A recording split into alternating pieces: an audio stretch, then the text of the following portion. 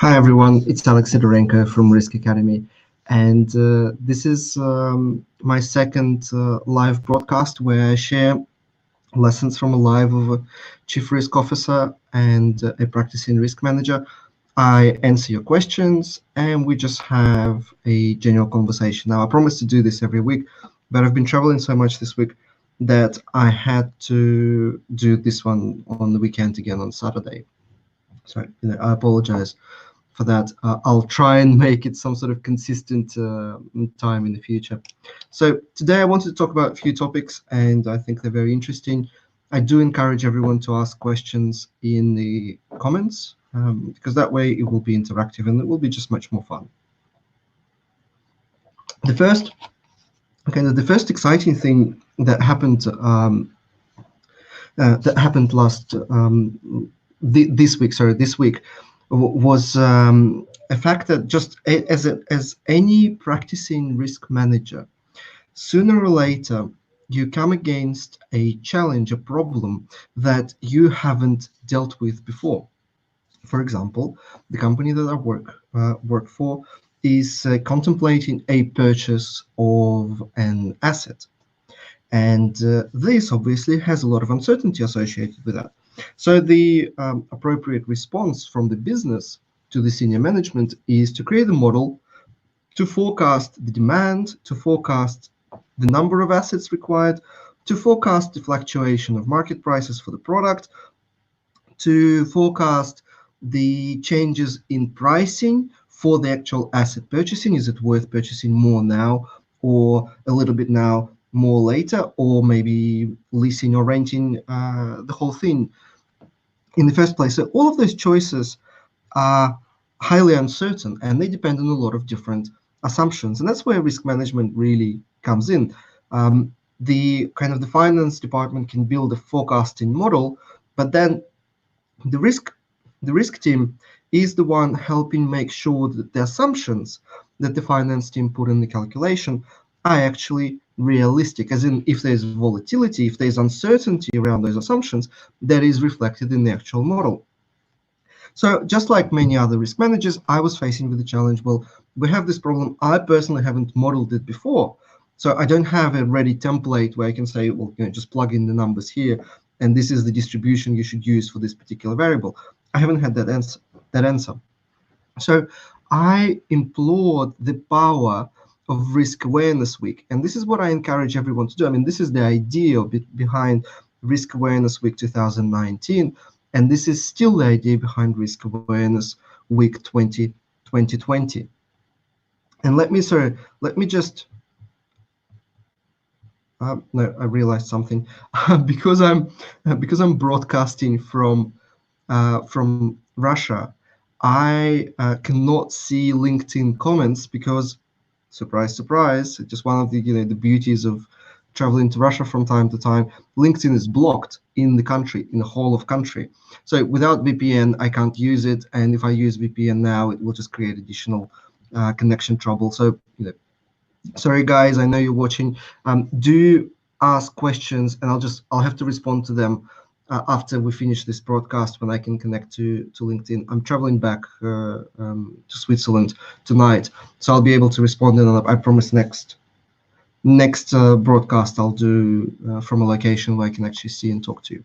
So I was talking about using the power of Risk Awareness Week, and I encourage all the almost 3,000 participants do exactly the same, because when I faced the challenge of building this new model, I wanted to do something different. I didn't want to just kind of start plugging. Well, actually, sorry, it wasn't me, because as a chief risk officer, I didn't do models myself, but the person in finance who was doing the model, I didn't want him to just kind of plug in and start using doing the Excel model. I wanted to do it right. I wanted to improve the actual decision-making process. And so I remembered something that one of the speakers at the Risk Awareness Week was talking about, and it was influence diagrams or causal maps, which is essentially the same thing. And one of the speakers, Graham Keith, was actually doing a series of presentations during the Risk Awareness Week talking about this tool. And it's a very powerful visual tool that helps people to map out the relationships between different variables and creates a very nice graphical representation that you can later, with all the kind of relationships in it, that you can later model. So I reached out to Keith saying, Keith, can you help me? I have this problem and I want to just brainstorm with you and share some ideas. And Keith was amazingly encouraging. And so thank you very much. He actually caught up with me online and we had a conversation and he helped me out, map out some of the variables that I was thinking that need to go into the model, map out the risks to the assumptions, and so on. So thank you. And this is a wonderful opportunity, and this is the power of risk community. Whenever you're doing something, which is risk management too, I mean, don't reach out to me if you want to know how many bubbles you need to have on the heat map, because that's embarrassing. But if you do have a serious risk management 2 problem, this is what Risk Awareness Week is all about. This is what the LinkedIn community is all about. You can ask questions in direct messages, and many people do. They write to me and try and get ideas and get validation for some of their thoughts, or you can ask in the comments section or in the comment section to this live broadcast. So use this power, because I had this half an hour conversation. It helped me validate my thinking, and the model that we're now building will be much better as a result of that. So don't waste an opportunity to have those risk conversations. In fact, just to give you an indication, what as a practicing risk officer, what I've done is I've actually created a WhatsApp group for a small community of Russian risk management 2 people, experts. So not every risk manager. For that, we have a Facebook community where we have 1,200 risk managers from all over the Russian-speaking countries, all over the Russian-speaking world, sharing and kind of encouraging, but it's mainly kind of generic stuff. We do from time to time have like proper, scientific conversations, but for actual methodological questions, I have a WhatsApp group with the people that I know or worked on met at conferences. Only the very selected few who I know are RM2 type experts, and I actually ask questions there all the time. What should go into the risk policy to make sure it's not RM1 policy?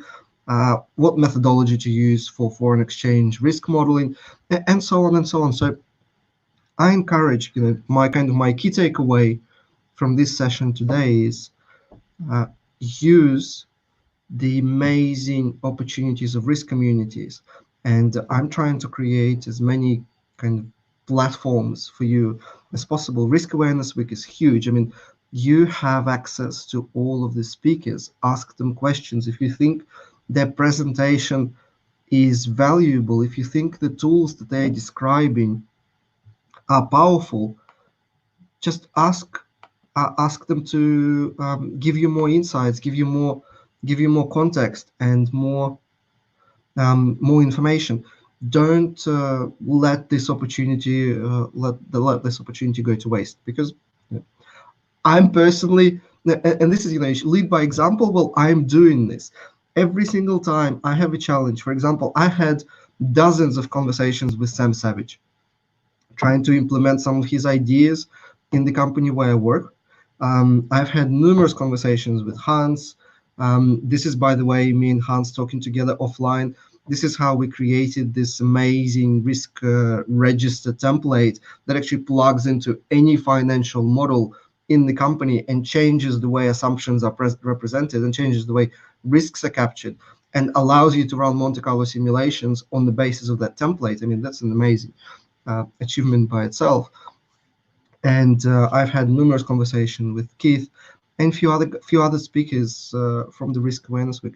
You can do the same. Like, there's literally nothing stopping you using this opportunity. So my key takeaway is once you know someone is not an idiot, that's probably not a very polite way of putting it, but once you know someone is risk management 2 more than risk management 1, And I've said it before, do not waste your time on risk management one experts. As soon as you realize that person is all about risk appetites and risk registers and frameworks and all this other nonsense, don't waste your time talking to them or reading the articles. I mean, it's just discouraging.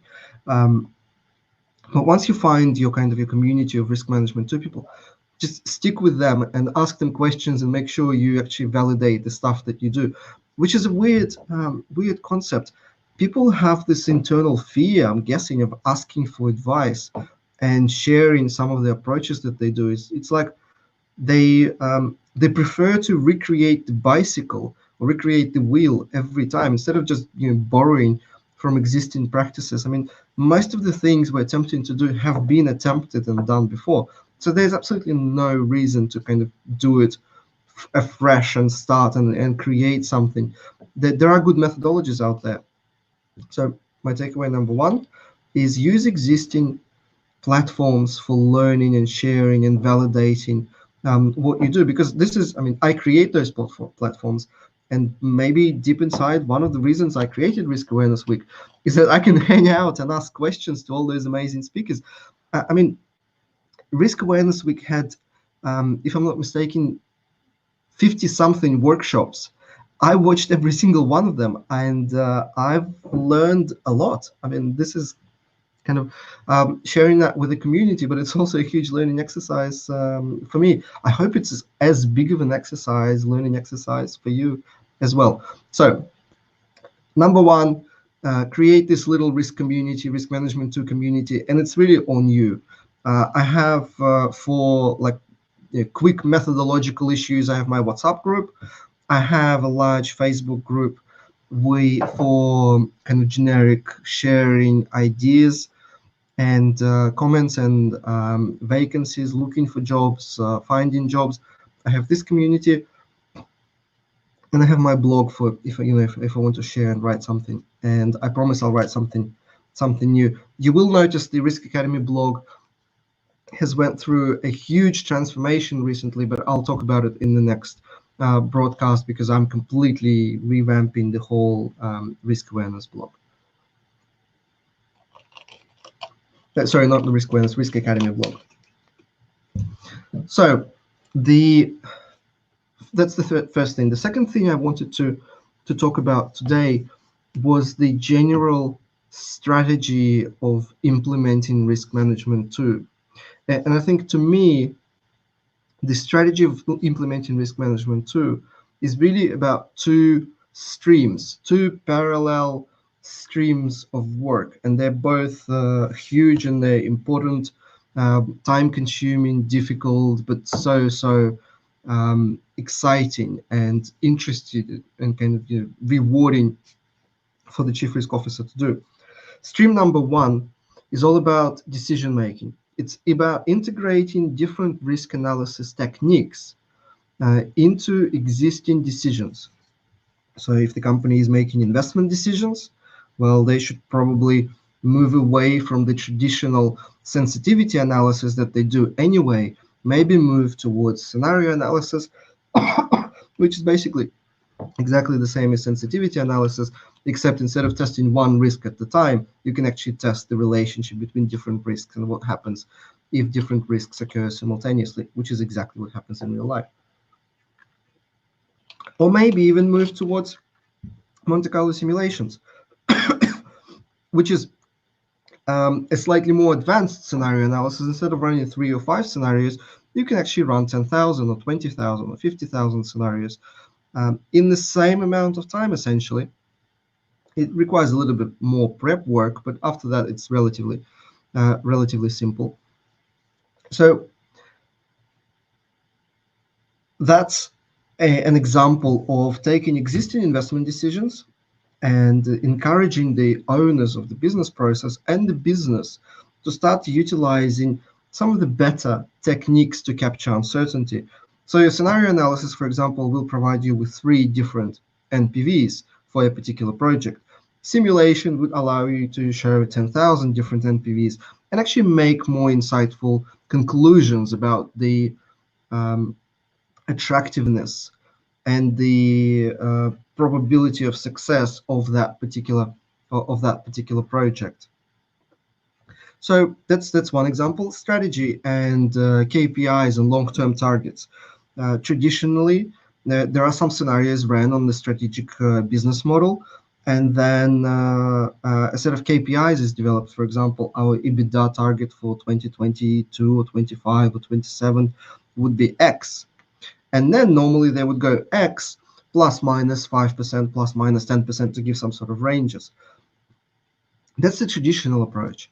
We can do it better. We can apply exactly the same scenarios of sensitive or simulations, and we can actually calculate the distribution of the potential EBITDA values in the future, and that can answer very valuable questions. For example, that X that the strategy team has calculated is actually just one percentile out of 100 out of the whole population. And before you do the full calculation for the whole distribution, you actually don't know whether it's 5th percentile or 95th percentile or 70th or 50th. Because if it's a 5th percentile, that means it's super pessimistic target, and it means 95% of the time EBITDA would actually be better than that indicator. That means setting that target for the management is actually not very encouraging, because they will find it very easy to achieve that target, and then they will not kind of reach for the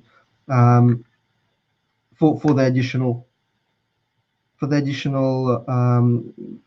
effort and create more value for the shareholders. But it goes the other way around, and unfortunately, most of the time, it's actually the other way around. You may determine based on your calculation that the target, that X, that the management has calculated is actually 95th or 97th percentile. What this means is that 95% of the time or 97% of the time, the actual result, the actual EBITDA in that year would be much worse. That means that target is almost unachievable. And the reality is management probably will soon realize that this target is unachievable, and they will just lose all motivation, because they're rewarded for something that is inherently unachievable. And that's also bad. So integrating quantitative risk analysis into investment project strategy, budgeting, or literally any other process. And I always start with with those big processes, because they're relatively more mature in terms of the methodology of decision making. That's kind of your one stream of work. That's a lot of effort, a lot of time, a lot of calculations, but that's exciting. But today, I want to talk about the second stream. And the second stream is all about creating risk awareness and risk culture.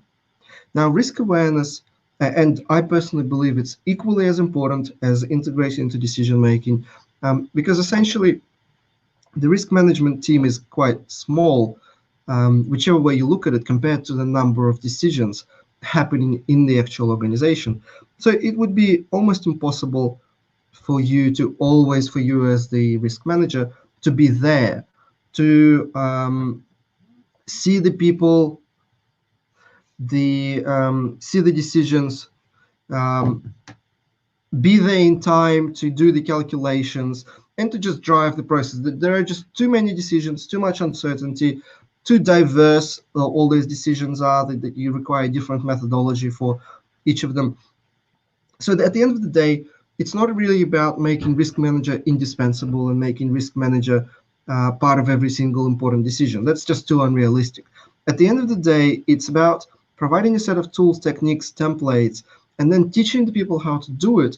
And more importantly, convincing the decision makers that they shouldn't make the decision before they appreciate the uncertainty, and they understand how this uncertainty affects their decision, and they understand how they can overcome or reduce that uncertainty. And a huge challenge, because cognitive biases, hidden motivations, corruption, all of that has a huge impact on just how willing executives are at seeing and appreciating uncertainty. I mean, transparency in decision making only sounds good. In reality, it's scary for many different reasons, and many reasons are innocent. Like there's no, it's not just criminal activity. It's just, cognitive biases are super powerful. Overconfidence, anchoring, framing, um, confirmation bias prevents people with all the right motivations to and appreciating the risks.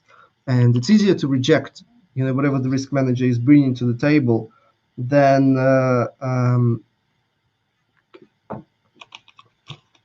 then change the way you've been doing things forever.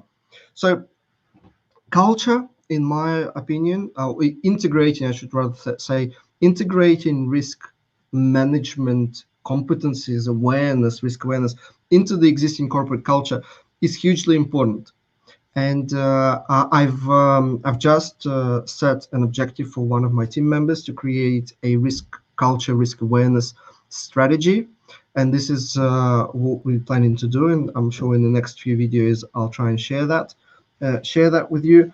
In the meantime, do write in the comments. I mean, this is what I really wanted to achieve today. Do write in the comments what are your most effective techniques, ways, ideas for changing or encouraging better risk awareness within the organization. And I'll share some of mine as well. Write what has worked, what hasn't worked. Share some ideas around what activities you have been performing to encourage this risk awareness and risk culture. One of the obvious ones for me, which is, by the way, this is what I'm actually doing in the company that I work. I go around and I talk to people and I kind of introduce what risk management is all about. I talk that we're all about changing the way decisions are made and using quantitative risk analysis to encourage better decision making, more transparent decision making. And as soon as I find that a person I'm talking to is kind of receptive and open and interested. I mean, many people actually have the necessary competencies to understand quantitative risk analysis. I mean, they teach that in finance and corporate finance. Um, anyway, so the stuff that we discuss is not that groundbreaking. And as soon as I find the person is kind of open to learning more and is interested, I send them the kind of the corporate link to the Risk Awareness Week. And in fact, I already picked up different sets of workshops for different competencies. So someone in finance or marketing, I would send them different kind of 3-5 workshops that I would encourage them to watch. So I have this corporate link for Risk Awareness Week, and I share that with everyone within the company, obviously trying to raise risk awareness. But then the other thing that I'm planning to do in the next few weeks, I'm going to do like a training session, very short, but dedicated to understanding and appreciating risk management too. And that training session is only going to last for 2 hours, maybe plus or minus a few minutes. And I'm going to talk about 3 fundamental things. Thing number 1, why has evolution made humans blind to so many risks? And this is where I'll talk about the way kind of our brain structured, the system 1, system 2, the cognitive biases. We play games to appreciate, to see what those cognitive biases feel like and why everyone in the room falls into the same traps as everyone else does when we talk about cognitive biases.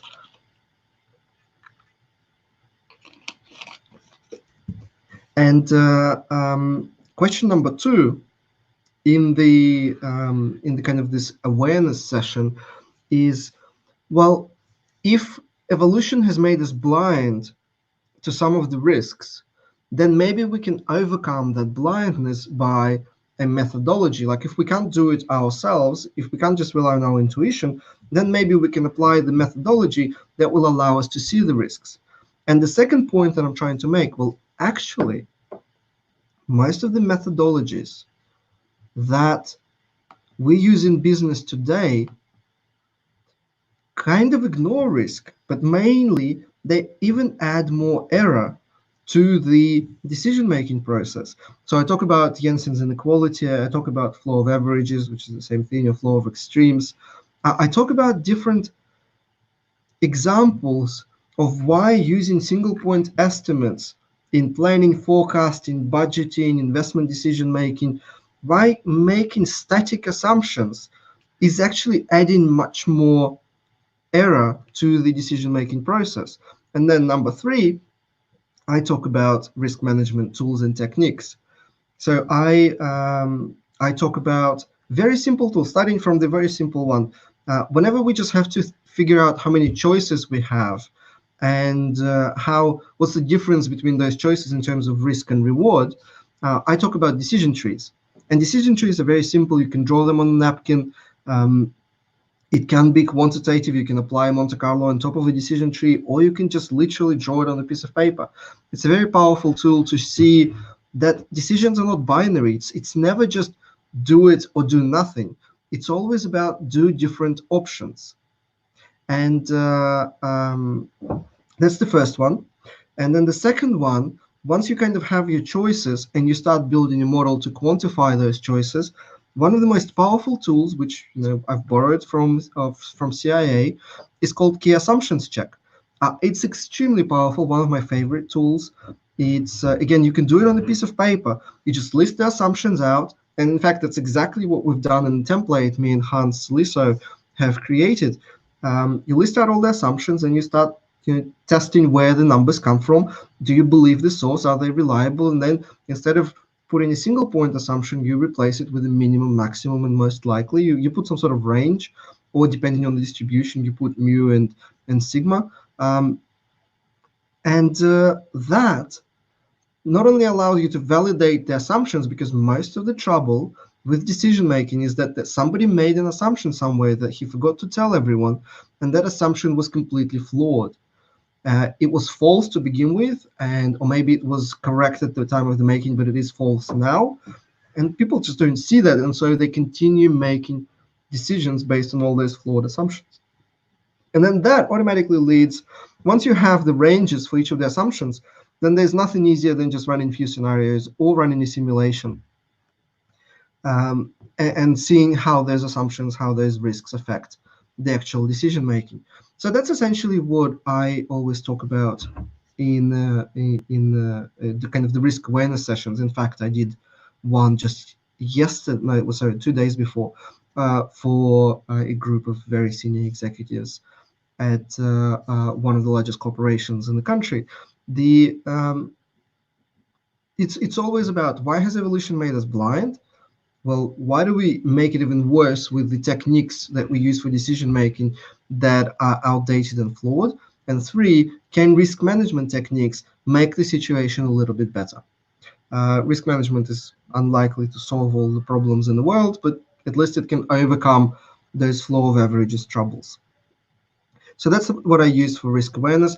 And the other thing that worked really well, I haven't tried it yet in this company, but in the previous company where I was the CRO, it worked amazingly well. I was kind of surprised because it's risk management one in a way, but it just made wonders. It was having and establishing and running, being the secretary for the risk committee.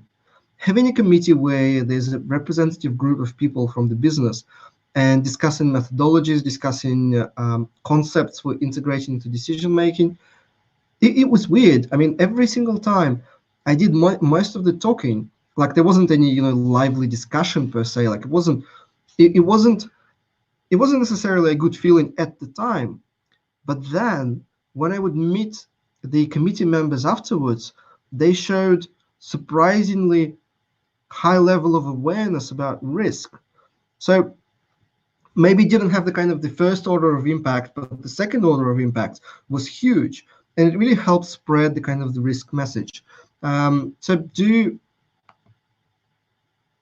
do share with me what were some of your successes. How did you implement or improve the culture of the organization? How did you encourage risk awareness within the business? How did you help people think and talk about the same thing. I mean, for example, one of the challenges that I'm trying to overcome now, I mean, huge challenge and super annoying. Someone in the company calls stuff that I propose fancy, which of course it isn't, because it's been around for 50 years. I mean, running simulations is not fancy; it's super basic. It's new for the risk community, but in reality, engineers and pharmacists have been doing it for bio companies, and geo research and oil and gas have been doing that for God knows how long, and military research, operational research, they have been doing this for decades. So one of the challenges I'm trying to overcome, and I'm interested in your advice on how you would do it, is some of the people call what I'm trying to propose and what I'm trying to implement is fancy, which is kind of ironic because I know that specific person is an ex-trader, highly mathematical, very familiar with the concept of risk management. And in fact, literally in the next sentence, when he was just talking, he said exactly the same. So we're still going to do exactly the same as I proposed, but for some bizarre reason, in his mind, I mean, it's a confirmation bias, obviously, but in his mind is what I'm saying is somehow different from what he's saying, and my stuff is fancy and his stuff is kind of common sense. When I know for a fact that we're actually talking about exactly the same thing. Maybe I'm using different words. Maybe I should stop calling it probabilistic decision making. Maybe it's fancier. I don't know. I'm interested in hearing your thoughts. Well, listen, I wanted, because I'm in the hotel in the middle of Russia and I have to catch a plane soon. I wanted to keep this brief short. Send me in the comments once you watch this in replay, because I'm seeing not a lot of people, and I mean, entirely my fault. It's like morning on Saturday. I mean, why would you bother watching a live broadcast to talk about risk management on Saturday morning in Europe? When you watch this in replay, and first of all, I do encourage you to watch this in replay. When you do watch this in replay, write comments. First, what worked well for your implementation or improvement to risk culture? What are some of the things that you've implemented that worked really, really, really well and had a positive impact on the overall kind of risk awareness? And any advice you can give me on overcoming this fancy challenge, by all means, please do. I'm very interested in your ideas, and whatever you want me to talk about in the next broadcast, which will be next week, please share with me, and I will prepare, and next time I'll share something even more exciting. So thank you, everyone. I'll see you in the comments after this broadcast.